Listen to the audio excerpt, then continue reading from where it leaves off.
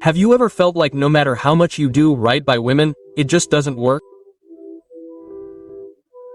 Flowers, thoughtful messages, being available, and still nothing. It's like carrying an umbrella every day of the year and the day you forget it, it rains. Well, maybe it's because you're using masculine logic to decipher a code written in a completely different language. And no, I'm not talking about being mean or TikTok phrases. I'm talking about a philosopher who in 1851 wrote something so uncomfortable about female attraction that it was censored for over a century. Arthur Schopenhauer, a man who probably wouldn't have had many Tinder mates, but who understood something that few have managed to decipher: how female desire really works. In this video, I'm going to reveal that forbidden paragraph that Duran kept hidden and, more importantly, why what Schopenhauer said fits so perfectly with what neuroscience and evolutionary psychology confirm today. What you're about to discover may be uncomfortable, but if you apply it, it will completely change the way you understand attraction. It's all about understanding the real dynamics. Before we begin, if this video has been of value to you, I invite you to subscribe and turn on notifications. Remember, romantic ignorance is not your fault, but continuing to do so is. Brace yourself, because we're going to tear away the thin veil of illusions and see what really drives desire. And now, let's get started. Female desire, the inconvenient truth. In 1851, she wrote an essay titled On Women. Yes, it's that subtle. The essay was so controversial that it was buried for more than 10 years. And within that text, there was a paragraph that she didn't even dare to publish. She wrote it in her private notes as if she knew that if it came to light, half the world would come down on her. That paragraph was philosophical dynamite, too precise, too honest, and for that very reason, too dangerous. That paragraph was found in 2021 by a German academic reviewing her manuscripts. When he showed it to psychologists, their reaction was clear. Schopenhauer, without neuroimaging or labs, had predicted how female attraction works on a subconscious level. What did that paragraph say? Female desire is not triggered by facts or logic, but by an exact mix of mystery and security. In other words, it's not about showing off your emotional resume, but rather about triggering her curiosity while she feels safe. And this, ironically but brutally accurately, coincides with the findings of modern neuroscience. Dr. Helen Fisher, an expert in the biology of love, identifies three brain systems: lust, romantic attraction, and attachment. And what triggers them? Not a list of your accomplishments, but how you make the other person feel. Schopenhauer put it bluntly. Female attraction is not born from evidence, but from mystery. And now you understand why you spend hours writing a perfect message and don't even read it next time you think you're doing everything right, but nothing happens anyway. Remember this, you're not looking for logic or a white paper with emotional performance graphs. You're looking for a story that you want to read, not an executive summary or an emotional PowerPoint with bullet points. Epictetus said, "It's not what happens to you, but how you interpret it, that matters." And this missing paragraph may be that shift in interpretation that you've been missing. Understanding this isn't a technique, it's a change of lens, a different way of seeing reality, a more accurate way of stopping guessing and starting to understand. And now it gets good because we move on to the first big practical key. Now this gets good. Number 2. The difference between female and male attraction. This is where many get lost. They assume that if they're attracted to beauty, youth, and disposition, then so are they. But no. The female attraction system runs on different software. While you see the here and now, she evaluates what this could be in the future. You see a pretty face, she sees potential. You think about immediate desire. She thinks about narrative. Evolutionary psychology explains it easily.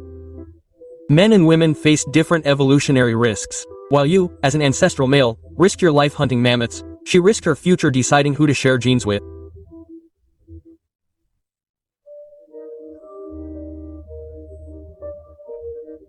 That's why her mind is calibrated to detect signs of stability, purpose, and growth potential. Although, of course, don't tell her that on a date, and that's where so many fail. They try to convince her using masculine logic. I have a job, I'm stable, I'm not toxic.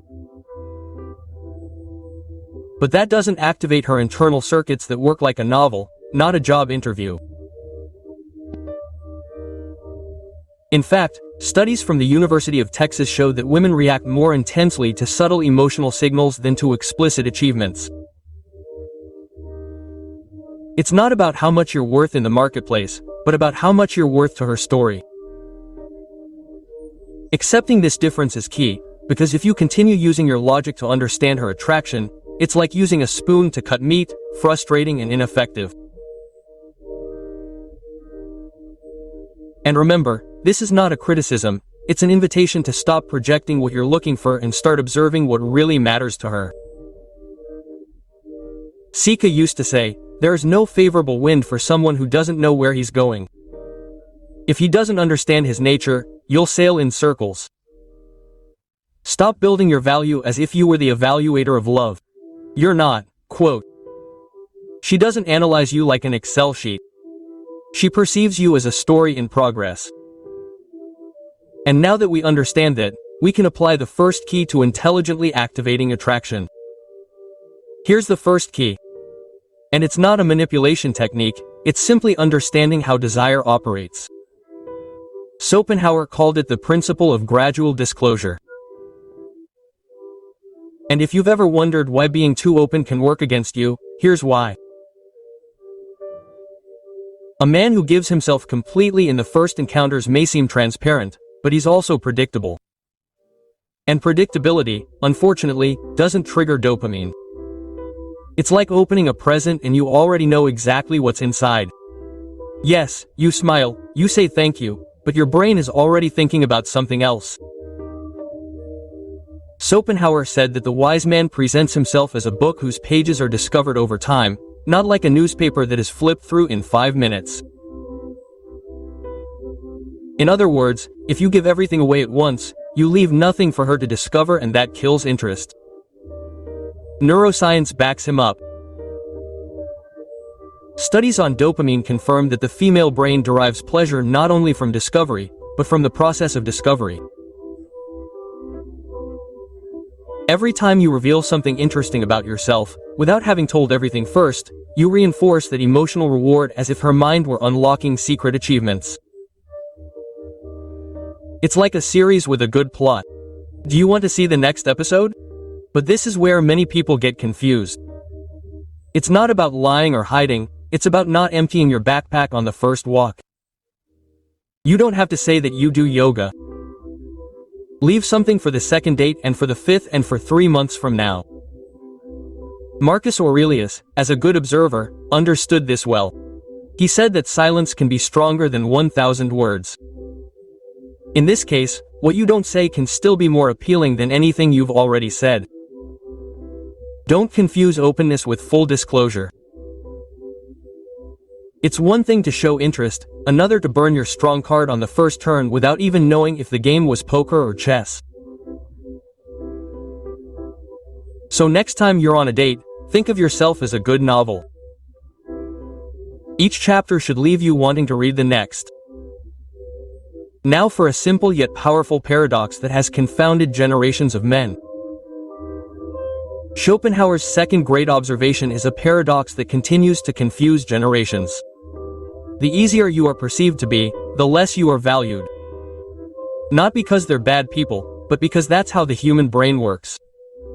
Scarcity creates value. If you're too available, you seem less valuable. And no, I'm not saying ignore people or play the dramatic mystery. I'm saying that if you're always ready, responding in seconds, canceling your plans at the drop of a hat, you're communicating something without saying it. I have nothing more important than you. And that, as contradictory as it may sound, does not make you fall in love, it overwhelms you, because although it may seem noble, that total availability is perceived as a lack of direction, and no one is attracted to someone who floats aimlessly, no matter how well-intentioned they may seem. Schopenhauer put it this way: women intensely value what they perceive as slightly out of reach. Neither impossible nor indifferent, you are just not an automatic reward. Modern psychology confirms this. Dr. Robert Cialdini, an expert in persuasion, explains that people tend to value more what they perceive as scarce or requiring effort. It's the same principle by which something limited seems more desirable, even if it's exactly the same as the one next door. So what do? Do you act interesting? No, what you do is build a life so rich that you don't have to pretend to be busy. You're busy with your projects, your passions, your friends, your body, your mind, because your life has rhythm and you have things to do. Because true attraction doesn't come from playing hard to get, it comes from genuinely having valuable time, not because you're acting, but because you're growing. Epictetus said that value is measured by the value of your time, your energy, your focus. If you give them away without filter, it's like offering expensive wine in plastic cups. So the next time you feel that urge to respond immediately, to explain every single thing you do, stop for just a second. Are you acting from purpose or from anxiety? And with that in mind, we come to Schopenhauer's third and most powerful observation. Brace yourself well, because this part may make you reevaluate your entire life strategy. Schopenhauer's third key may be uncomfortable, but it also explains a lot. The man who has a mission, a clear direction, his own fire, his own compass, exerts an almost magnetic attraction of the kind that doesn't need noise to be noticed, not because he's acting, but because he's focused. And focused masculine energy, when not distracted by seeking approval, generates impact. A woman doesn't see him and think, wow, how cute. She sees him and senses who this guy is and why she's so intrigued by him. Schopenhauer put it brutally clearly. A woman wants to get to know the man who doesn't seem to need to be gotten to know. It's the difference between moving with direction and moving to impress. Real attraction doesn't come from hanging on every message, it comes from building something that goes beyond her. It's not that you're ignoring her, it's that you're busy doing something important. And that, ironically, is much more attractive than forced compliments or constant tension. And the best part is, it's not just intuition, evolutionary psychology backs it up. Women, according to Dr. David Bush, tend to be attracted to men who demonstrate leadership potential, long-term stability, and vision. In other words, they're not looking for the guy who screams, "Look at me." They're looking for the guy who, even when he's not saying anything, is clearly moving forward. But it's not about pretending to have a mission, it's about having one. You don't have to be founding a company or writing a book, although if you are, great. It can be as simple as having a project that excites you, a metaphysic, a cause that matters to you, or even a discipline that challenges you and makes you grow, something that lifts you up with energy and distracts you from the need for external validation. Because a man with purpose never obsesses about being liked. And that paradoxically makes him much more attractive. Seneca said, "Life without purpose is to close without direction." And he was right. Without purpose you drift. With purpose you have direction, and with direction you stop reacting, take control and start leading your own path. So if you feel like everything revolves around getting someone else to like you, slow down. Redirect that energy into something bigger, because when you do that you don't just attract, you transform. And now that we have the 3 keys complete, let's see how this looks in real life with a practical case. Let's get to the real case. James, 32 years old, engineer, intelligent, good person, with a stable job, zero drama and the classic profile that girls compliment at Christmas. But there was a problem. His relationships lasted for a moment. Interesting at first, distance later. The classic "you're amazing," but repeated in different versions. Until he decided to try something else. Not because he wanted to manipulate, but because he was tired of feeling like he always had to convince. The first thing he did was apply gradual disclosure. Instead of telling his whole life story on the first date, he let the conversation flow.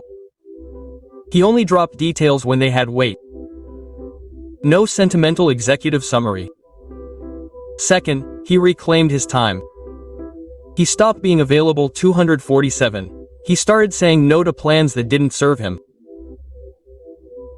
He took cooking classes, joined a hiking club, and went back to the gym, not to be more popular, but to feel more alive.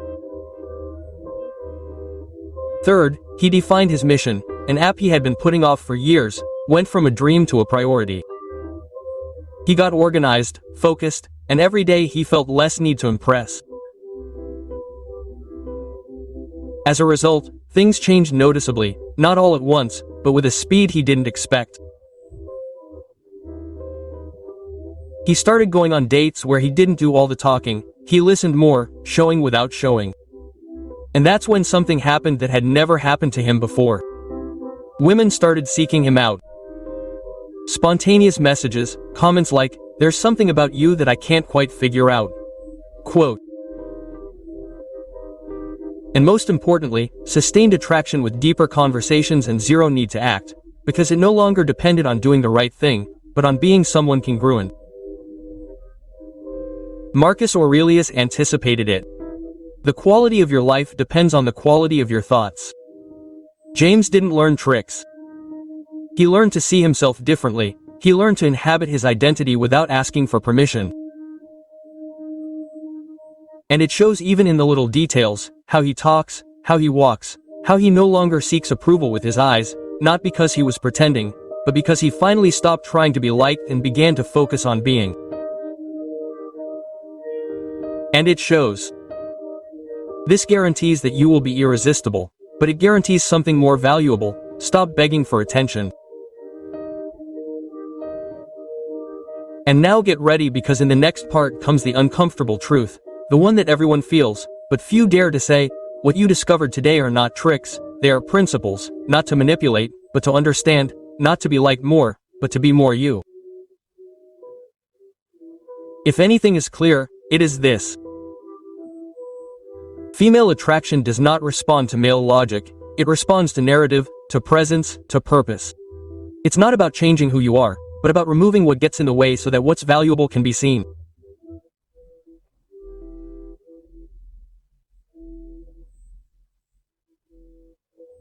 Schopenhauer's 3 keys are not a magic recipe, but they are a compass, a guide to help you start moving out of confusion and into clarity so that you stop guessing and start choosing with intention.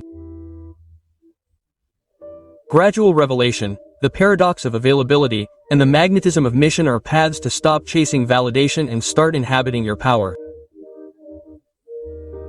Now I want to hear from you. Which of these keys resonated with you the most? Where did you feel you needed to work the most? Leave me your answer in the comments because I want to read it. And if this video gave you value, give it a like and subscribe. Hit the bell. Because every week I upload content that goes beyond motivational phrases, real tools so that you can become the kind of man who doesn't need to convince anyone. I also recommend that you watch the video I'm leaving here, How to Build a Personal Mission from Scratch, because understanding this is good, but integrating it into your life is on another level. That's where real transformation happens, the kind that doesn't need ads because it shows in your presence. Look, what excites me the most about this content is that it puts the power back in your hands.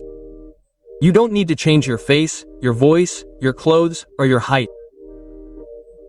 What you need is direction, consistency, and to stop hiding your value behind external validation. When you understand how attraction works, You stop seeing dates as interviews and start seeing them as encounters between worlds. You free yourself from the script imposed by culture, friends, or your insecurities and start writing your own with your own ink. Most men live waiting for approval. Few decide to become someone who doesn't need it. That's the difference. This is your chance to stop improvising with love and start leading it from consciousness. Schopenhauer. With all his shadows, he understood something brilliant. Desire is not a button that you push, it's a system that you activate. And now you know how to do it. See you very soon in the next video. Until then, stay strong, curious, and purposeful.